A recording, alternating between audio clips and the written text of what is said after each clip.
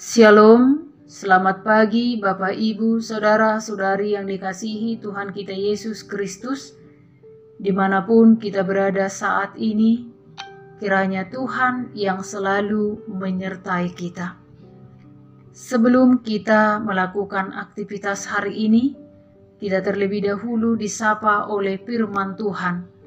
Untuk itu, marilah kita berdoa. Allah Bapa yang penuh kasih, kami bersyukur pada pagi hari ini, karena kasih setiamu selalu baru bagi kehidupan kami.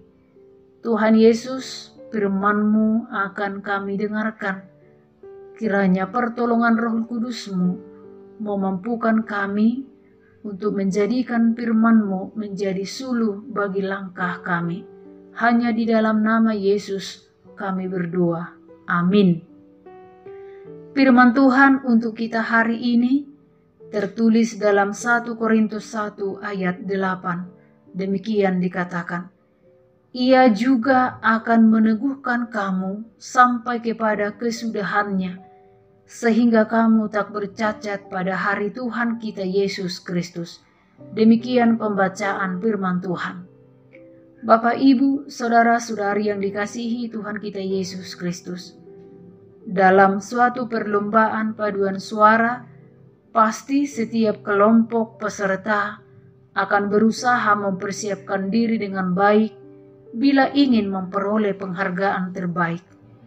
Kualitas vokal, pengolahan lagu-lagu, penampilan, dan sebagainya harus dimiliki dan dikuasai dengan baik tanpa kesalahan sekecil pun ketika mengikuti lomba. Begitu pula dengan dalam hal beriman. Seperti dalam bacaan hari ini, Rasul Paulus menasihatkan agar umat Tuhan tetap memelihara kualitas iman, agar tidak bercacat atau tidak berkekurangan dan tidak tercemar dengan hal duniawi sampai pada hari kedatangan Tuhan. Dan hari ini juga mengingatkan kepada setiap orang percaya agar selalu memelihara kehidupan berimannya supaya tidak dicemari oleh berbagai perbuatan yang mengakibatkan cacat celah. Lewat renungan hari ini, Paulus memberikan harapan kepada jemaat Korintus agar seluruh jemaat kuat dan menjaga kualitas imannya masing-masing menunggu kedatangan Kristus. Apalagi jemaat Korintus yang terpecah belah, ada gap-gap di antara mereka karena penginjil yang mereka favoritkan. Harapan Paulus, jangan sampai pada saat kedatangan Tuhan mereka ditemukan hidup bercacat karena gap-gap di antara mereka yang tidak berguna. Tetapi setiap anggota jemaat memelihara dirinya hidup kudus dan tidak bercacat hingga kedatangan Kristus. Hidup kudus berada di dalam Yesus dan tetap dalam persekutuan orang kudus.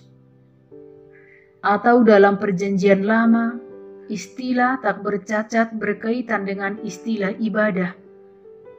Setiap orang Yahudi diwajibkan mempersembahkan kurban berupa ternak, namun kurban itu harus baik adanya, jangan yang bercacat. Demikianlah orang percaya harus mempersembahkan hidupnya menjadi dupa yang harum bagi Tuhan. Dalam Rom 12 ayat 1. Maka sebagai kurban persembahan tak bercacat pada hari Tuhan sangat penting dipelihara.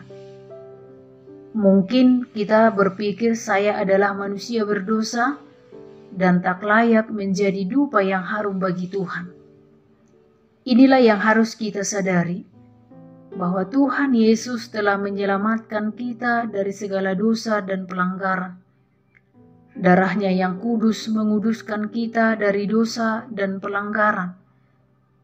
Jika oleh dosa kita yang diciptakan segambar dengan rupa Allah telah bercacat, Maka di dalam penebusan Yesus Kristus, Tuhan telah mengembalikan citra manusia yang segambar dengan rupa Allah melalui pengorbanan Yesus Kristus di kayu salib.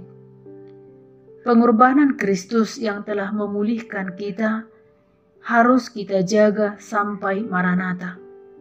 Sekalipun kita tidak layak, namun telah dilayakkan Kristus. Sekalipun kita bernoda oleh dosa, namun Kristus telah menguduskannya. Bapak, Ibu, Saudara-saudari yang dikasihi Tuhan kita Yesus Kristus, tugas kita yang telah ditebus oleh Yesus Kristus, bagaimana supaya kita senantiasa memelihara iman jangan sampai jatuh lagi. Kristus menghendaki kita menjadi kurban yang harum, yang kudus dan tidak bercacat hingga kedatangannya. Amin. Kita berdoa. Terpujilah Engkau ya Tuhan, karena besar kemurahan-Mu bagi kami. Berkatilah kami lewat firman-Mu hari ini yang sudah kami dengarkan, yang mengingatkan kami supaya hidup tidak bercela dan tidak bercacat sampai kedatangan Yesus kembali ke tengah dunia ini. Tuhan, berkatilah pekerjaan kami sepanjang hari ini, dan berkatilah seluruh jemaat-Mu dimanapun mereka berada.